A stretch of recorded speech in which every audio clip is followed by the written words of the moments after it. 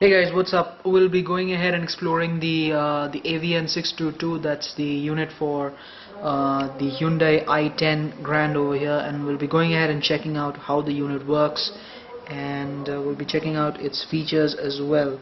So as you can see, this is the main user interface that you can actually see right now on the video right here. So we have several options over here. We have the navigation, we have the radio, we have the disc, USB, SD, we have the clock, we have the Bluetooth. We have lots of options over here, so we'll be going ahead and checking out one by one. And let's go ahead and start with the basics. Let's go ahead and start with the radio. So let me just show you the radio interface over here. This is how the radio interface looks, guys. So as you can see, it's a very sleek interface, and basically what happens is you get total of 3 FM bands, each of which can store up to 5 channels. So you actually will get you can actually save up to 6 channels, and you can actually get 18 channels in total. That's for FM, and you also have 2 AM bands, which means you can also go ahead and store up to 12 AM channels. So it has the basic features like automated search, it has the distance and local mode, it has stereophonic and monophonic sound, it has its own inbuilt equalizer for the radio as well. So that's about it about the radio interface, guys. Right guys, so let's go ahead and check out the disc interface, and we'll be going ahead and checking out what the disc interface is all about. As you can see, there's a slot available at the top. That's the slot for the DVD loader. That's where you basically go ahead and insert the discs. I've already inserted an audio disc. Let's go ahead and see. As you can see, it directly took the reading, so what you can basically see is the disc reading time is very fast. Now as you can see over here, it has a basic player interface over here. You can pause and play the song, you can move to the next song, you can forward and rewind the songs. You also have the equalizer over here. You can also go ahead and change between variable equalizers. We have a 10-band equalizer over here.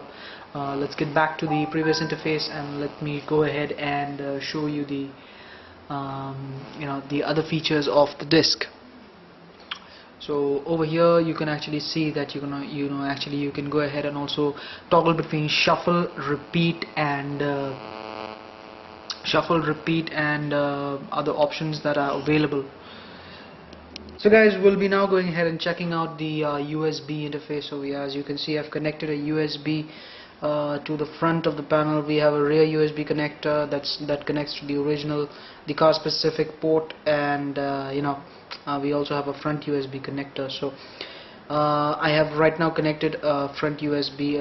I've connected a USB to the front USB panel over here, and as you can see, I'm already playing a song. I'll go ahead and guide you to the list of where you can actually go ahead and see all the USB content. So there you have it. The content is basically divided into 3 parts. That's the upper one is audio, the middle one is video, and the last one is images. So let me just go ahead and play 1080p. That's a full HD movie over here for you. So this unit also supports 1080 movies, as you can see. So that's about it about the USB interface, guys. So guys, now we'll be going ahead and checking out the SD card interface of the unit. It's pretty much like the USB interface. There's not really much of a difference over here. As you can see, I'm playing a video on the SD card interface over here. This again is a 1080p. That's a HD video. So as you can see, the clarity of the video is very sublime, and you can make out that it's a high definition unit. So this unit over here supports SD and USB of up to 8 GB in capacity, formatted in the FAT32 format. So that's about it about the SD interface, guys. Next we have the clock interface over here. The clock is nothing but just basically an analog clock over here that you can use to see the time. Below over here that you can see the small the content slider. That's basically for the current content. So what is happening is right now there's a content playing in my SD card, so I can actually go ahead and swipe through the content. I can move forward and backward through the content. And basically the clock is also customizable. If I tap on the clock color changes. So let me just show you that. Over here, as you can see, there are multiple options for changing the color of the clock. That's about it for the clock, guys. Okay, next up we have the Bluetooth interface over here, guys. So let's go ahead and check out the Bluetooth interface. This is how the Bluetooth interface looks like. Basically right now there's no phone connected. This is the connection screen over here. What you need to do is you need to search for the Bluetooth device. As you can see, the name of the device is BT4087. Below mentioned is the pin of the interface of the Bluetooth device, and we have a dial pad. We have the ability to sync contacts. We have the ability to sync call logs, and we also have the ability to sync music. When I say we sync music, what I basically mean is that you can actually go ahead and play your content that is present on your phone on your head unit through the car speakers. You're basically transmitting audio to the car speakers over Bluetooth. That's about it for the Bluetooth. In the next interface over here, in the next menu that we see over here, we have some productivity, or we have some applications that can help us in our daily lives. Over here we have the setup.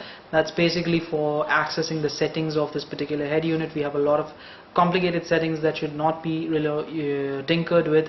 They are already preset to a good configuration that should be suitable for your car.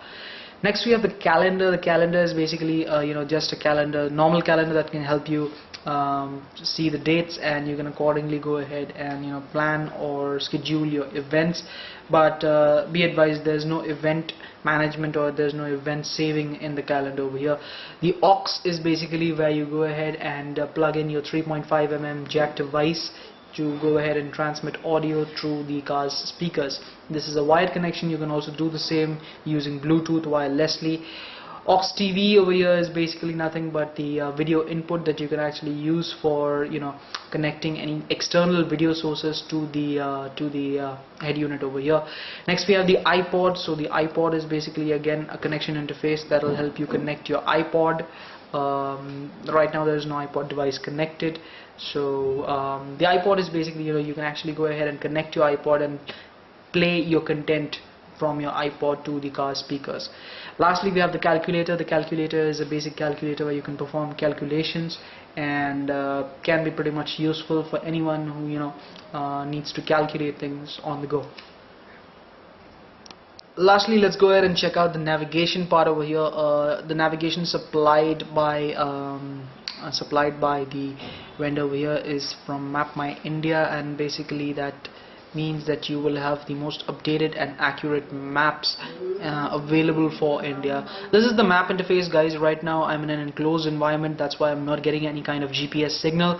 It's very easy to navigate over here, and you can basically if you know about Map My India, you know that they manufacture the best maps available for India. That's about